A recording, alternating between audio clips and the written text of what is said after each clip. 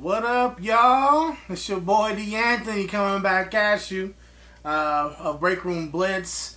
Coming back at you with another movie review. It's a movie that just came out this weekend.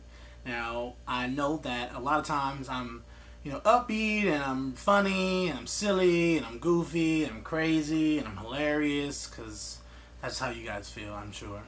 But I watched Mudbound this just right now, this evening actually, and so I want to do a review.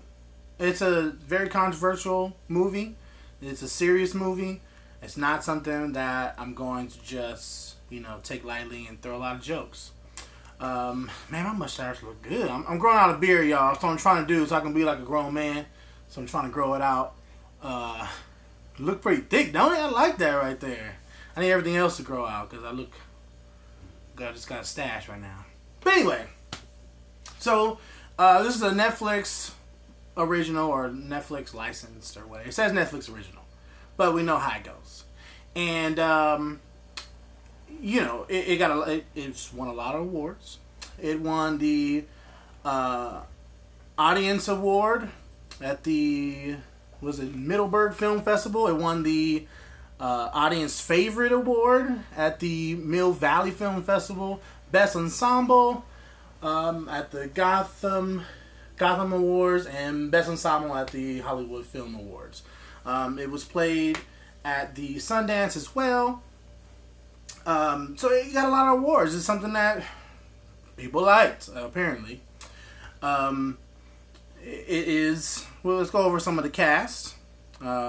So some of the ones that I cared about anyway.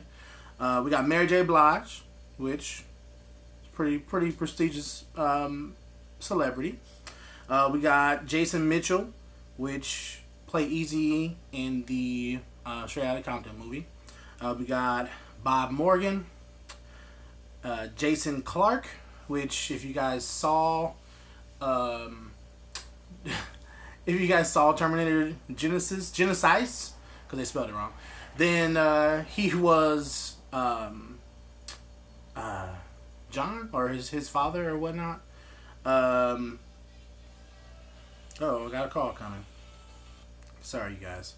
And then we got Garrett Hedlund, which plays one of the guys that's, I guess, one of the protagonists, I guess I would say.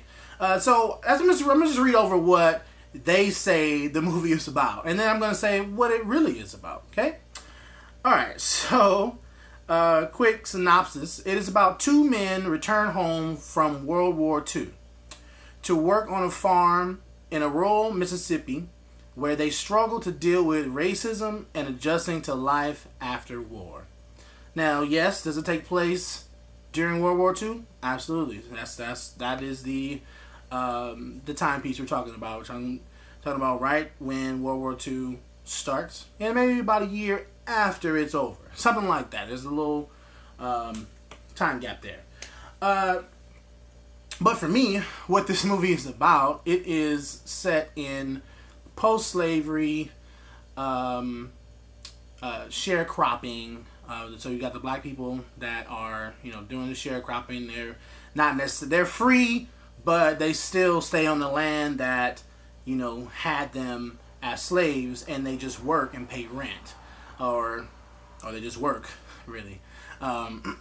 So what it's about is we got a white family that is from the city and moved to Mississippi to build a farm, and then we have a black family who are sharecroppers.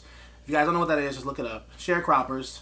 And the white family comes and now they own that farm, and they pretty much the white family has a brother that goes to war, and then the black family has a son that goes to war. Now it says it's about two guys that go to war, but really you don't really see them in the war a lot. You don't really see exactly, you get some scenes of what their experiences was like, but when the movie premise or the synopsis says it's about two guys, it's really not about those two guys. They are kind of a side story to the main story, which is about the white family moving to this farmland, him the guy, his wife, and his 2 kids, and it is about the sharecroppers, which are the black people who live in this hut.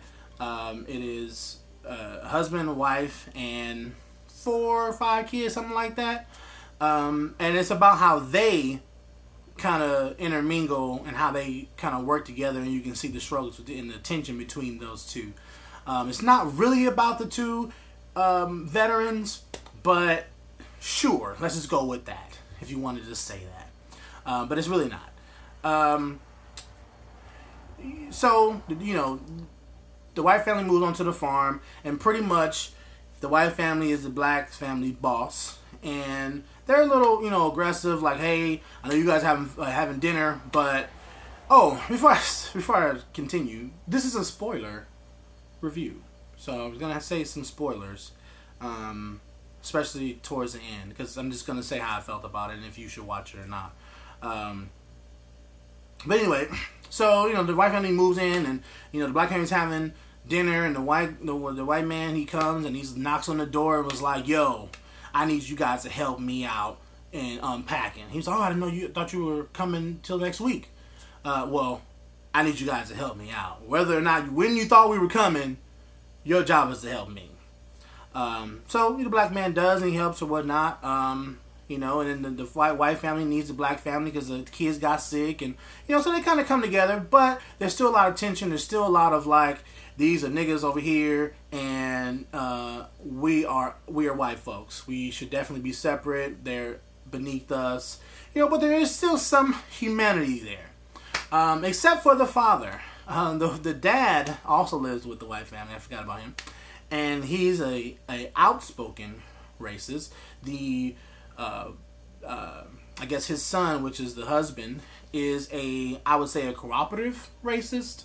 He's like, well, that's the law. You gotta go ahead and, sit at the back of the bus because that's just the law or whatnot. He's not necessarily going out trying to hurt anyone, but he's like, well, that's the rules, so sorry. I don't care about your humanity, but that's the rules. So, but his father is definitely like in your face. Don't eyeball me, boy. Don't eyeball me, nigga. Like, it's pretty in your face, very apparent, old school racist. So they deal with that as far as like kind of like intermingling or whatnot. And then finally, the son, the war is over, and the son and the brother, the son and the brother, they both come home, but they don't know anything about each other. That's the thing. It's not like it mentions 2 guys that came from the military, and they come home, but it's not like they knew each other. They did not know each other. They weren't even in the same branch, the military branch. The son of the black guy, he was in the let's say the army. It could have been Marines. It could have been it's probably the army. But anyway, and then the brother, was the white guy, he was in the Air Force. So they knew nothing of each other. They happened to come home at the same time, and the white guy hears a backfire of a car, and he jumps to the ground, he jumps to the floor, he drops real quick, and the black guy helps him, picks him up or whatnot, and they become friends, which is a cool thing. I think friendship is great, but he becomes somewhat of like a nigger lover, and the white folks don't like that, and there's this whole debacle where they end up pretty much kidnapping the black guy, but we'll get to that in a little bit. So my issue with some of this stuff is that I just don't think that it's necessary. I know that they won all these awards, but to me, this is a story that doesn't need to be told anymore. So it's directed by what's her name, Rees, and she has done some other stuff that you might know. Let's see here, what has she done? Rees, the director. So she did Bessie, which I didn't see, and she did Pariah, which I also didn't see. But she does some of these, these kind of, I don't know, downer movies or whatnot. And I'm proud of her. It's a black lady. I'm glad that she's getting work and putting stories out there. But I just don't like this type of story. And I don't like how it gets so much praise because it's not an uplifting story at all. It's not an uplifting story. It's a very degrading story. When they first start off, you see the white family and how, they're upper middle class and they're going to these parties and things like that. And you can just kind of see how they're well off. And then you get the black family and you can just see, they start off in the hut. You know what I'm saying? You can just see how one family has a head start over the other. And it's a very degrading type of story. But anyway, the brother, not the brothers, but the military men, they do come together and they become friends, and it's cool. But in doing so, the white man overstepped his own boundaries and made the black man overstep his own as well, and he gave him a ride. But he gave him a ride in the truck, the cab of the truck. And I guess there shouldn't be a black man in your cab of the truck. He should be in the back like the cattle and the pigs and the supplies. He should not be treated as a person and sit in the front seat with you. But he did. He let him do it, which is, is honorable, it's commendable. I'm cool with that. But his dad, which is the racist, caught them. He caught them with, riding in the front seat, and he rounded up his KKK posse, and they kidnapped the black man, and they beat him, and they strung him up, and they told the white man, his friend, to get up, come with them, and they took him to the barn where they was holding the black man, and they told him, you have a choice. Either he's going to get his eyes plucked out, his tongue cut off, or his penis cut off. You choose for him. And that's a hell of a choice. And of course, if you don't have eyes, you can't do any work. And who wants their penis to be cut off? So he chose tongue. And it was a traumatizing, I don't want to say traumatizing. It's a very hard scene to watch because you see this black man strung up, by rope, and they're like, we're cutting off something. He's yelling out, he's crying, he's like, no, and to know that those type of things happen to African Americans, people like me, is very disheartening. I don't understand, the violence, the hatred. Even though all that's going on, I've never thought to hate anybody. So that the fact that they have these thoughts about us is very disturbing, to say the least. So they cut off his tongue, and then the son decides to put on his own, put justice to his own hands, and he ends up killing the father and suffocating him. Which, okay, fine. But that we still have to watch the black man get cut in some way. So it was still hard. And then at the end, we find out that the black guy has a son in Germany, and he goes see his son, and he hugs him, and it's awesome. Because I have a son, and I can just imagine, seeing him for the first time. Like, I love my son, to death, and he means a lot to me. So it was, I choked up a little bit, you know what I'm saying? But, so that's pretty much the movie. It's about the families on the farm, kind of like intermingling, working together, but it's a racist town, and eventually the sons come home. If I had to really, I wish I would have said it before. I thought the acting was great.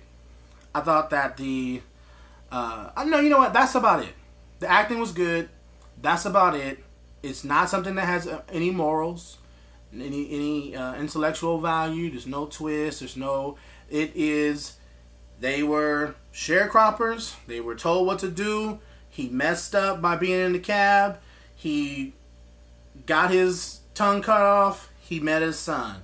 That is the movie. It's very straightforward. There's no uplifting parts. There's nothing that, like, he was able to overcome things. It was, to me, why I think it got so much rewards or awards is because I guarantee you most of the people who are watching that movie aren't black. I guarantee you the majority of people who watched that movie and gave it a standing ovation are white people. And to me, it's the same thing as, we want to say that Hitler was just this terrible person, and he did terrible things. He's a tyrant, and he deserved to die. But why do we keep doing movies about him? Why every year there's like one or two movies about this man? Honestly, it should be something that should be not even talked about, swept underneath the rug. If we're so embarrassed by the things that he did, then he should never be talked about again. Now, should he be erased from the history books? Absolutely not. Because if you don't know your history, it's bound to be repeated. But there's no need to keep praising him over and over again by putting him in these movies and these TV shows. Same thing with these racist movies, and that's what I call it, a racist movie. That's what it is. If it's a slavery movie, it's a racist movie. If it's sharecropping, if it's Jim Crow, all that is racist movie. That's what it is. Because no one learned a lesson. None of the white people learned a lesson. That's my issue. Like, what do we get from this movie? That black people should just overcome all the inequities that have been placed upon us by our oppressor? What? I don't want to see that anymore. Did it happen? Sure. But how many times do we have to see movies like this? I do not want to see a movie where it shows me being oppressed, being brutalized, mutilized, and then I just have to just say, you know what? I forgive you. It's over. I'm tired of that. That's not all that happened. Should we erase it from the history? Absolutely not. Because it did happen. Should we be saying that slavery was what they try to call it in Texas, voluntary? I don't know. They call it like voluntary work or something like that, which is incorrect. No one volunteered to be a slave, so we shouldn't just do away with it. Yes, in Mississippi, well, most of the country, white people were racist. But we can kind of spin it a little bit. It doesn't have to be exactly the same narrative every single time. Which is why I kind of appreciated Django. Yes, he started off as a slave. Yes, the slave master was, a dick and feeding his slaves to the dogs or whatnot. But there was a twist. He became a hero. That still shows reverence to the actual history that happened. That was terrible, but we're gonna flip it a little bit. It doesn't have to be the same narrative all the time. I don't want to see myself being chopped in any places. I don't want to see myself being hung. I don't want to see myself being treated wrong. I don't want to see that. And I'm not even. I can't blame anybody. It's not like I'm blaming anybody. The thing is, it was directed by a black lady. And I know everyone's trying to get work. I feel you. But I just don't want to see this anymore. Like, after 12 years a slave, I'm done. We've seen so many. We don't need to keep seeing it. And if you're going to do it, if you're going to put slavery in there somehow, or put racism in there somehow, spin it at the end. Like, let it be more fiction than truth. Because it's a depressing movie. I don't know why I got upset over it. I would not stand up for that damn movie. To me, it just showed me that if you try to be human and stand up for your rights, this is what will happen to you. We're going to cut you up. We're going to beat you up. We're going to hang you up and leave you for dead. That's what it says. And to me, that's the issue with this whole Donald Trump and this whole Kaepernick thing and the status of the country today is that we aren't able to see one another as human beings. Kaepernick, he just, you know what? I don't really feel like an American. I'm going to take a knee. Because I'm not treated that way. I'm not disturbing anyone else that wants to stand up and put their hand over their heart. I'm not bashing anybody else. This is how I want to celebrate the national anthem. That's all he's saying. But it's just this whole thing about make America great again. What do you mean? Great like what? What do you mean by that? Like when we were oppressed and victimized and brutalized? Is that what you're talking about? Because this is the reason why I don't like period pieces. Anything past the 80s, I don't want to watch. Because if I look at like mobster movies that were in like, you know, that same time range from the 20s to the 40s, I think about what was I doing? What was I doing? What would I have been doing in 1920? You know, like, that's all I could think about. I would be scared for my life. I'm still scared today when I get pulled over, but these are just random citizen arrests. Like citizens just kidnapping other black folks and cutting their tongues off. What? So, I'm disappointed in the movie, and though I want everyone to get work, you know, she's a strong black woman, you know, in a predominantly white industry. You know, I'm happy for her, but I really wish we could do some other stories. I don't want to see these type of stories anymore. And if you are going to put them in there a little bit, make us be a hero. At the very end, the other son of the father that was racist, that got killed, they were about to bury him. They asked the father of the son whose tongue got cut off to help bury. Absolutely not. I will not help you bury your father after he got my son's tongue cut off and beat up and kidnapped and humiliated. I'm not helping you. You could at least have done that. Give the man some goddamn dignity. But no. The way she writes it, he gets off his horse and he helps him bury his father, his racist father. There's no need. There's no need for that. There's no need at all.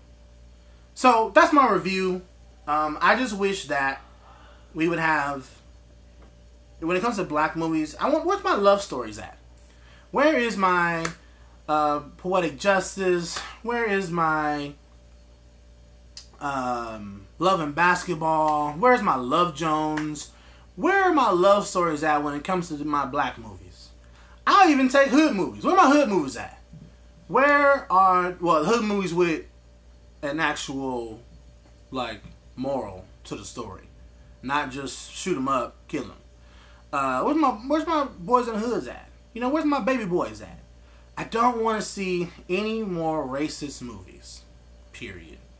When it comes to black movies, why do it's like every year we got one. We don't need to keep seeing it. I don't want to see our people being docile and forgiving for hate crimes right after it happened. I don't want to see it. You know, I don't want to. Also, I also don't want to see, you know, us just killing white folks either. But if we're gonna tell a story that happened back then we should tell it in a creative way, a more uplifting way.